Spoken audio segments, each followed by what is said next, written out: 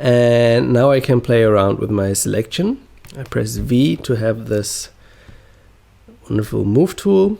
Just try to look at it very non-judgmental. So I really try to observe it as if I'm looking at the shape for the very first time. I don't want to associate it with a tree. I don't want to like confine it in some way. So I really leave it to my intuition what I'm going to do next. So now we want to work on the borders to give the brush a little bit more openness when it starts repeating. What I'm doing here is I select the eraser tool right here, and then I go onto my canvas, having the actual top layer selected, press right click, and then I get a selection of brushes. Usually they're predefined brushes in Photoshop. These are all brushes I created by myself because I love creating brushes. This is something that I encourage everyone to do by him or herself, because it is your brain basically in this library, and this is your pen, it's your palette. And although I give you the option to get the brushes, I encourage you to create them by yourself and only use them as an inspiration. And you can see that most of the artists that are succeeding in their personal craft, they mostly created their own niche tools. And the first way in Photoshop to do that, because I was just talking about mainly like traditional artists, but the first way in Photoshop to do that would be actually the custom brushes.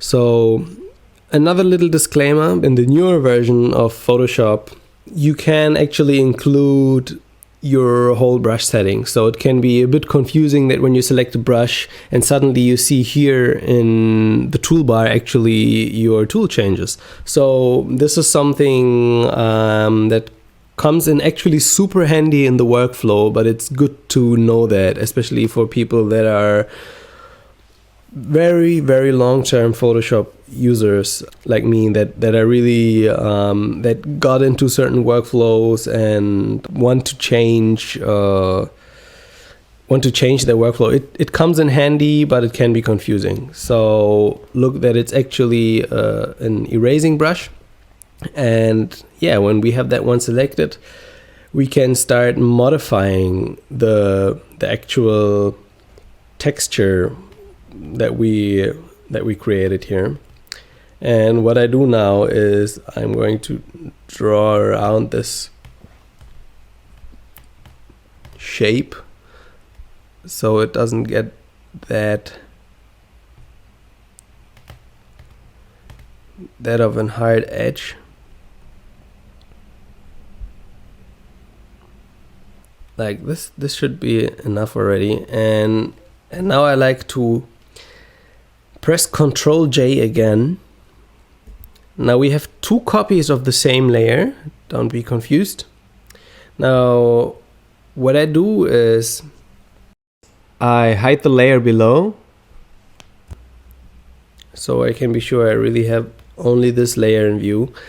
Press Ctrl L again, and just for the edges, give this whole thing like more contrast, make this contrast a little bit harder, so the edges are actually like burning out a little bit. And I like this look. So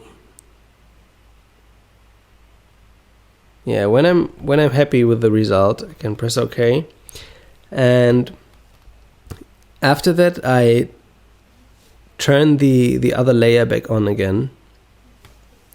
And when we play around with the layers, we can already see what happened. And now going back to the eraser brush, I can remove the outside. Like let us do that one important step here before. I'm sorry.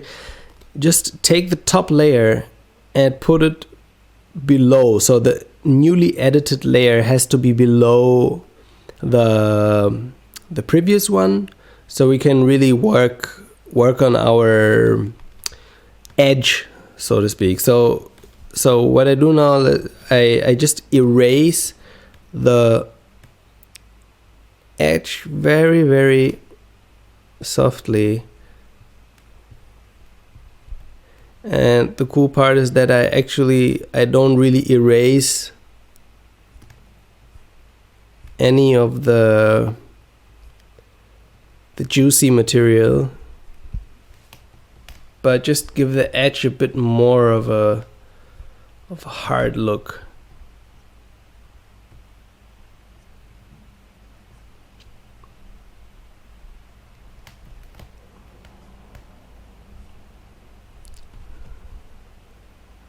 So yeah, now one more time, when we play around with our layers, now we can see that the inner part actually keeps its structure and these fine lines that are quite beautiful.